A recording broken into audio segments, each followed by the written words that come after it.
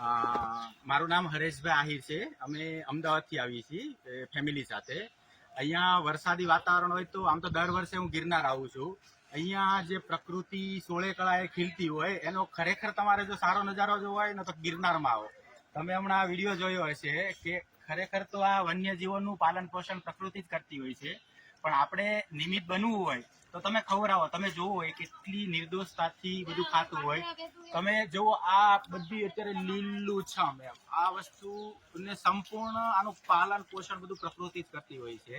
એટલે તમે આની વચ્ચે આવો તો આપણી સાયન્ટિફિક ભાષામાં કહીએ તો તમારું ઓક્સિજન લેવલ બોડીમાં વધી જાય, તમારા ઘણા રોગ દૂર થઈ જાય, તમે સ્ટ્રેસ ફ્રી લાઈફમાં તમને બહુ ફાયદો થાય. એટલે હંમેશા મારું તો એવું માનવું છે કે તમારે અમુક સમયે ખરેખર પ્રકૃતિમાં તમારી ટ્રીપ ફેમિલી સાથે બાળકોને આ બધું જ્ઞાન હોવું જોઈએ.